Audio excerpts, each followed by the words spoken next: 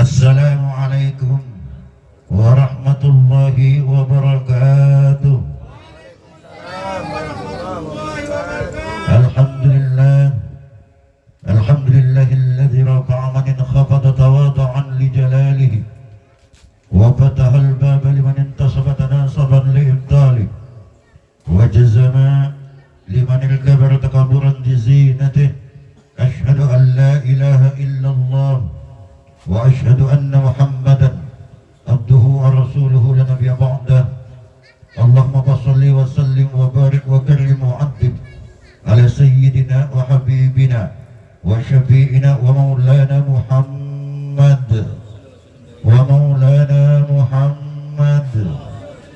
wa ala alihi wa ashabihi ajma'in. Qala Allah ta'ala fi kitabihil karim wa huwa asdaqul qa'il. A'udzu billahi minasyaitonir rajim. Bismillahirrahmanirrahim. Innallaha wa malaikatahu yusholluna 'alan nabi. Ya ayyuhalladzina amanu shallu 'alaihi wa sallimu taslima.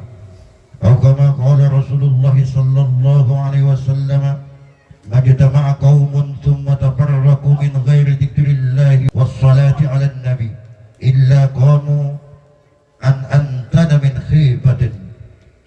Sungguh tidak ada dari perkumpulan satu kaum yang kemudian setelah berkumpul mereka berpisah dari kaum tersebut yang tidak diiringi dengan zikir kepada Allah dan selawat kepada Nabi alaihissalam, illa qamu, maka sesungguhnya dia telah berdiri di majelis dari perkumpulan itu yang dibawa tidak lebih busuk daripada bangkai.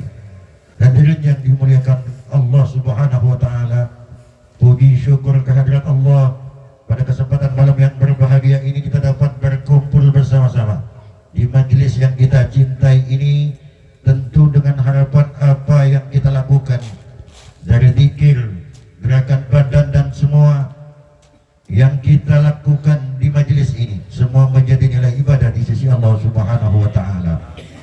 Izinkan kami mengucapkan rasa hormat dan takdim kami kepada yang pertama Kiai Haji Musleh Muallim sebagai pembina Majelis Khatmil Quran Al-Mubarakah.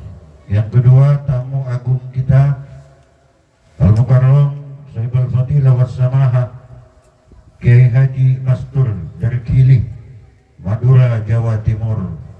Kami ucapkan marhaban biqudumikum Kiai.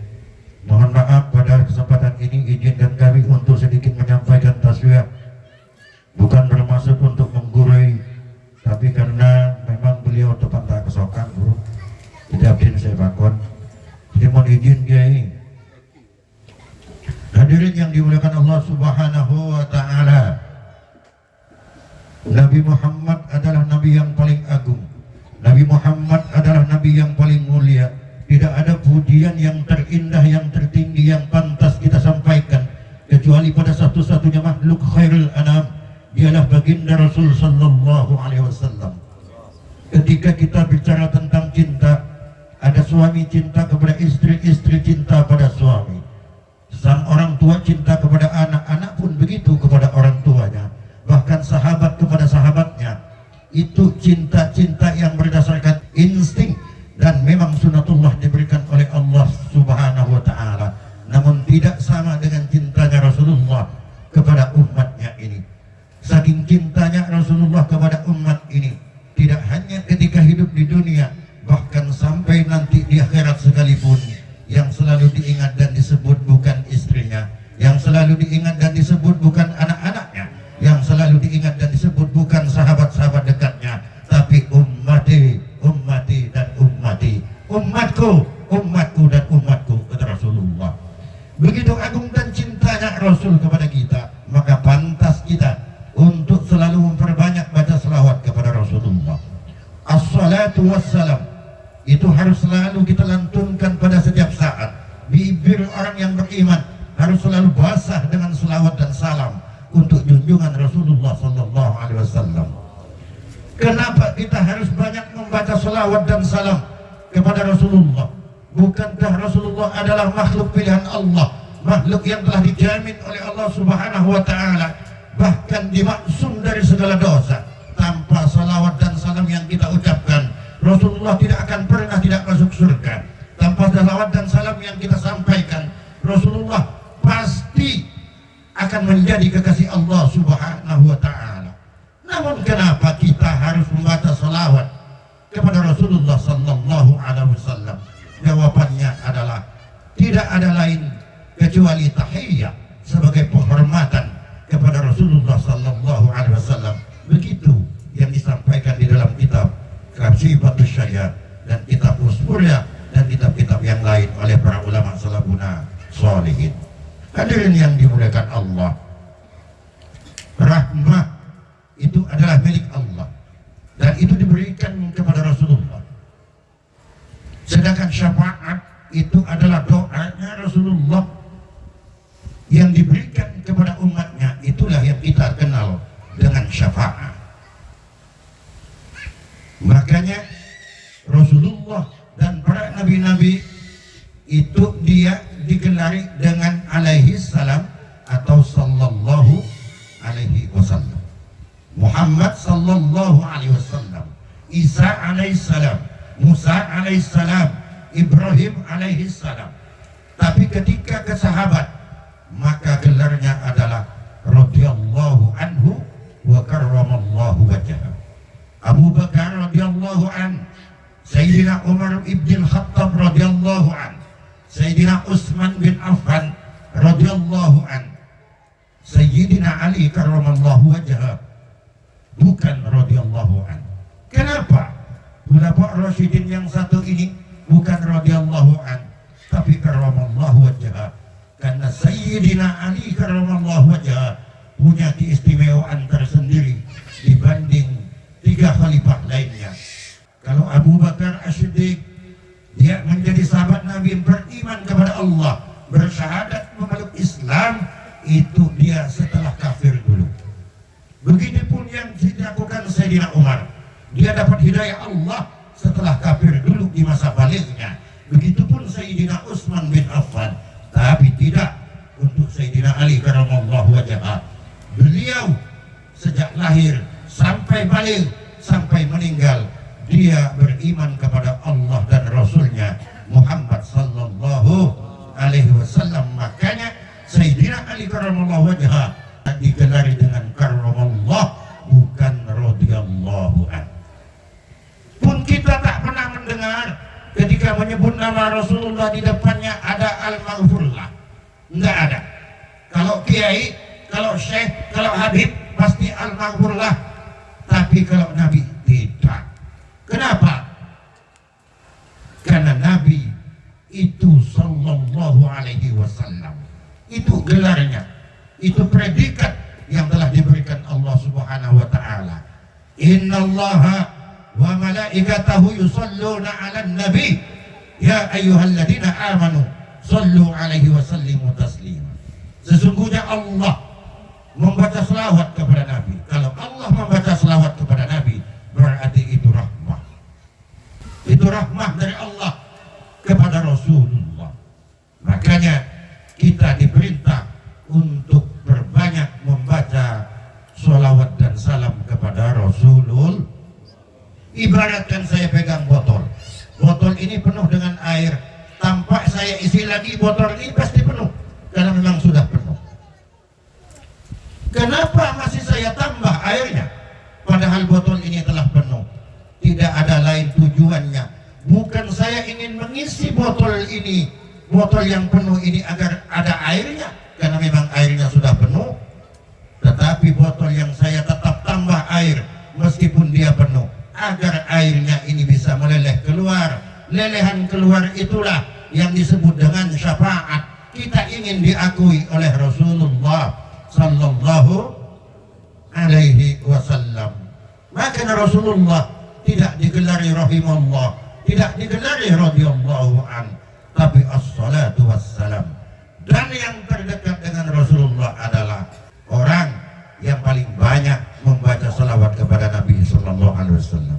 Bukan dia harus anaknya, bukan harus sahabatnya, bukan istrinya, tapi siapa yang terbanyak. Ini pentingnya kita berkumpul di majelis ini. Pentingnya kita membaca salawat, memperbanyak membaca salawat, baik itu di majelis ataupun di rumah.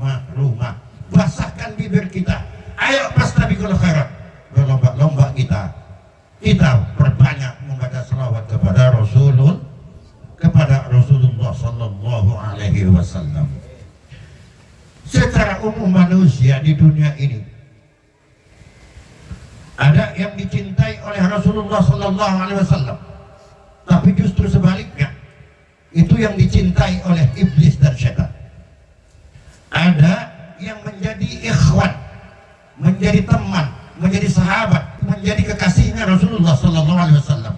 Tapi ada umat ini justru sebaliknya. Malam ini saya ingin menyampaikan kepada kita semua pada kesempatan ini, siapa kata Rasulullah orang yang sesungguhnya yang disebut dengan saudara oleh Rasulullah Sallallahu Alaihi Wasallam itu.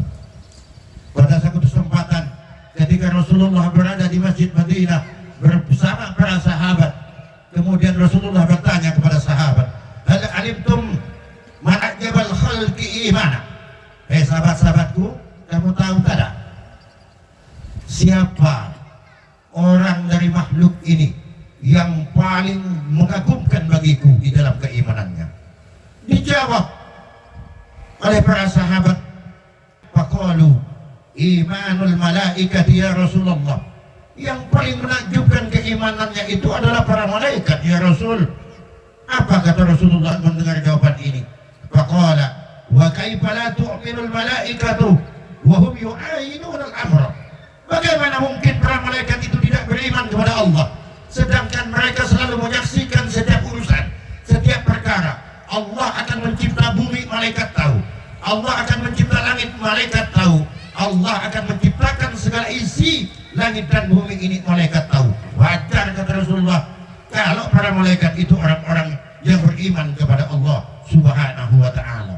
Menjawab malaikat salah, kemudian para sahabat melanjutkan lagi jawabannya, diklarifikasi. Qala nabiyyuna ya Rasulullah. Kalau bukan malaikat berarti para nabi ya Rasul. Apa kata Rasulullah? Wa kaifa la yu'minun nabiyyun war ruhu yanzilu alaihim bil amri minas sama. Bagaimana mungkin nabi itu tidak beriman kepada Allah? Wong malaikat Jibril selalu turun kepadanya menyampaikan wahyu Allah dari langit. Wajar kalau nabi itu orang yang beriman kepada Allah Subhanahu wa ta'ala. Jawaban kedua dari sahabat tetap salah. Dilanjutkan lagi oleh para sahabat dengan yang ketiga, wa qalu ashabuka ya Rasulullah. Kalau bukan malaikat, kalau bukan nabi, berarti sahabat-sahabatmu ini ya Rasul. Yang disebut sahabat itu adalah orang yang beriman yang hidup di masa nabi, itu sahabat, Pak. Kalau yang disebut tabi'in itu adalah orang yang hidup pada zaman sahabat, tidak hidup pada zaman nabi, tapi yang beriman, bukan yang kafir. Jadi biar hidup di zaman nabi, kalau tak beriman kepada Rasulullah seperti Abu Jahal, Abu Lahab, Abu Tomang, itu benih, Pak. Bukan sahabat nabi, padahal pamannya. Bukan, karena dia tidak beriman, tidak termasuk. Jadi yang hidup pada zaman sahabat itu disebut tabi'in. Kalau tabi'in itu orang-orang yang hidup pada zaman tabi'in setelah para sahabat, baru salafuna sholihin, baru sampai ulama ke ustadz semakin. Sekarang ini yang menyampaikan risalah dari Rasulullah Sallallahu Alaihi Wasallam. Baru dilanjut lagi, sahabatmu ya Rasul. Faqala wa kaifa la yu'minu ashabi wa hum yarawna al-mu'jizati minni. Bagaimana mungkin sahabat-sahabatku kata Rasulullah tidak beriman? Wong mereka selalu melihat ketika aku mendapatkan mukjizat, wa ana amba'ahum ilaihim. Sedangkan aku selalu menceritakan, mengisahkan ketika aku dapat mukjizat dari Allah, ku kisahkan kepada sahabat-sahabatku. Wajar kalian kalau kalian beriman kepadaku kata Rasulullah. Ternyata malaikat bukan, nabi bukan, sahabat-sahabatnya juga bukan. Setelah itu baru dilanjut oleh Rasulullah, walakin a'jaban nasu imana. Ketahui sahabatku, sesungguhnya yang paling menakjubkan dari manusia, dari makhluk itu, keimanannya adalah qaumun yuhibbuna mimma semua cinta setelahku, artinya setelah Rasulullah wafat. Yu'minuna bi, mereka tetap beriman kepadaku meskipun tak bertemu denganku. Walam yarawni, dan mereka juga tak pernah melihatku. Wa yusaddiquni, tapi mereka selalu membenarkan terhadap ajaranku. Faulaika ikhwani, mereka itulah saudara-saudaraku, kata Rasulullah. Berarti yang dianggap saudara oleh Rasulullah itu bukan para nabi, bukan para malaikat, bukan para sahabat, tapi yang dianggap saudara adalah kita semua, jemaah majelis al-mubarakah dan semua kaum muslimin yang menjadi umatnya Rasulullah sallallahu alaihi wasallam. Kenapa ini yang paling dirindukan? Kalau nabi wajar beriman, malaikat wajar, para sahabat wajar beriman kepada Islam, beriman kepada Rasulullah, beriman kepada Allah. Tapi kita, kapan kita yang melihat nabi? Kapan kita yang mendengar fatwa nabi? Tidak pernah, kecuali apa yang telah disampaikan oleh para ulama. Tapi meskipun hanya ulama, hanya kiai, hanya ustadz yang menyampaikan kepada kita, kita tetap beriman kepada Allah dan beriman kepada Rasulullah. Maka kita adalah umat-umat terkasih dari Rasulullah sallallahu alaihi wasallam. Di dalam kitab Daqaiqul Ahbar juga dijelaskan, ketika alam ini telah rata, ketika manusia, langit dan bumi beserta segala makhluk sampai malaikat, semua telah dimatikan oleh Allah, termasuk malaikat Israfil sekalipun. Ketika sampai pada Yaumul Ba'ts, hari kebangkitan, kemudian para malaikat, ada 5 malaikat yang dihidupkan terlebih dahulu. Yang pertama malaikat Israfil, yang kedua malaikat Jibril, Mikail, dan malaikat Israel, itu dihidupkan kembali. Setelah itu apa kata Allah? Diperintah oleh Allah, disuruh datang ke makamnya Rasulullah sallallahu alaihi wasallam. Tetapi ketika sampai di makamnya Rasulullah, ternyata bumi telah merata, murassa'an sabsaba, telah merata, tidak bisa lagi di mana makamnya Rasulullah itu. Akhirnya apa?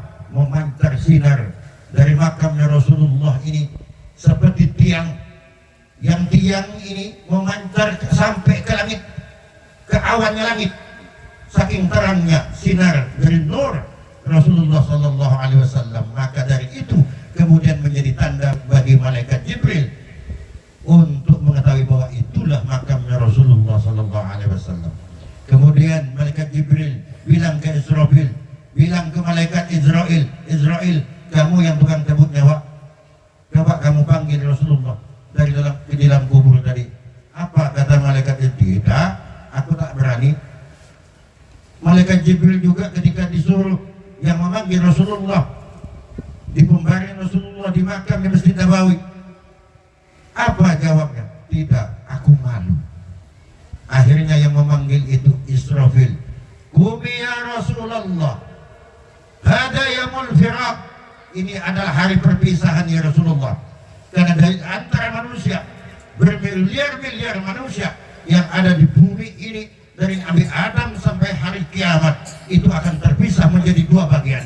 Yang pertama firaqum bil jannah wa fariqum bis sa'ir, satu bagian akan ke kanan dan satu bagian akan ke kiri, yaitu ke neraka Allah Subhanahu wa taala. Na'udzubillah. Setelah terbuka makam Rasulullah ternyata lagi sedang membersihkan kepalanya dan janggutnya dari debu. Iku wes sudah dibas. Kemudian apa? Kata Rasulullah, basyirni Jibril, kabar baik apa yang kau sampaikan? Hari ini hari apa Jibril? Hari ini hari kiamat ya Rasulullah. Terus kenapa kamu bangunkan aku? Coba, kabar baik apa yang bisa mendengar dari kamu? Dengar ya Rasul, sekarang al-jannatu qad zuhraqat wa ughliqatin nar. Surga telah aku hiasi ya Rasulullah untuk menyambut kedatanganmu dengan kendaraan burukmu, dan neraka telah ditutup pintunya. Apa kata Rasulullah? La as'alu Jibril. Aku tak tanya itu, engkau tak tanya dia. Saya tanya jemi koridor rumah. As'aluka min ummatil mudnibin. Yang aku tanya adalah bagaimana nasib umatku yang penuh dosa. La'allaka taraktahum bis-sirat. Jangan-jangan kalau aku masuk surga dulu, umatku belakangan, nanti kemudian engkau tinggalkan umatku ketika dia melewati Siratal Mustaqim. Tidak Jibril, aku tidak akan masuk surga sebelum aku pastikan umatku semuanya masuk ke surga Allah Subhanahu wa ta'ala. Amin ya rabbal alamin. Ini cintanya Rasulullah. Jangan malas-malas kita untuk memperbanyak baca selawat kepada Rasulullah sallallahu alaihi wasallam. Karena satu selawat Anda itu tidak akan pernah merugikan Anda, bahkan akan menguntungkan Anda dunia akhirat. Apalagi ratusan, apalagi ribuan dari selawat yang kita baca kepada Rasulullah. Kalau kita memuji orang, belum tentu orang yang kita puji akan membalas kebaikan kepada kita. Bisa saja hanya karena mereka yang memuji kadang hanya karena ada kepentingan, dan yang dipuji itu kadang lupa untuk membalas kebaikan orang. Tapi Rasulullah ketika kita baca selawat kepadanya, dipastikan tak akan pernah melupakan umatnya. Syafaat Rasulullah yang kita harapkan, bukan yang lain. Syafaat Rasulullah yang kita nantikan, bukan ibadah kita, karena ibadah kita tidak seberapa. Kita adalah umat yang penuh dosa kepada Allah Subhanahu wa ta'ala. Mudah-mudahan tausiah di majelis malam ini yang saya sampaikan ini menjadi pengingat kepada saya pribadi khususnya, dan kepada kita semua ini, bahwa kita adalah umat pendosa yang harus mendapatkan tiket khusus dari Rasulullah sallallahu alaihi wasallam, yaitu syafaat dan telaga kausarnya Rasulullah sallallahu alaihi wasallam. Demikian yang dapat saya sampaikan.